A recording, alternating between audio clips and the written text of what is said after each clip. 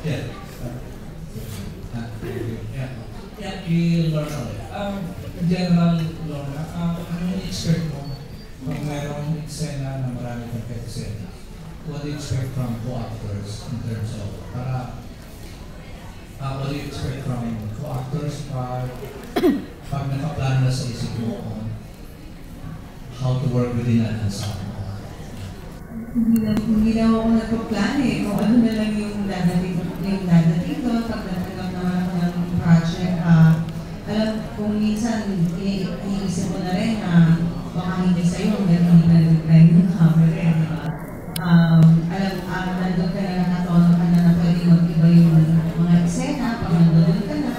So, handa lang talaga. Hinahanda mo lang yung sarili mo. Siguro sa tagal, dahil since bata pa hanggang ngayon, sa tagal na yun na inabot sa industriya, na nagagamay mo na yung takbo, paano nila pinapatakbo. It may be different now kasi nga very few na lang yung productions na nag-produce talaga, but still yung atmosphere ng setup ng pelikula, andun pa rin, hindi nawawala.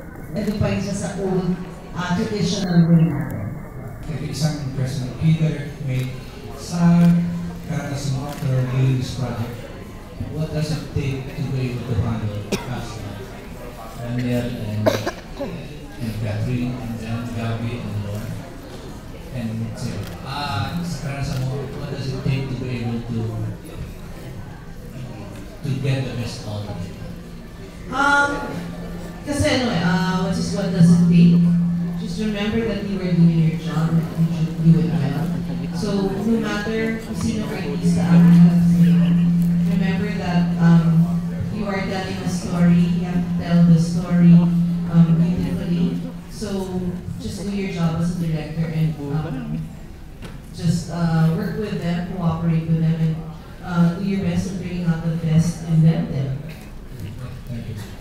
Dito, entertain ko lang isang cute na question from our chatter sa live streaming. For Catherine and Daniel, how would you choose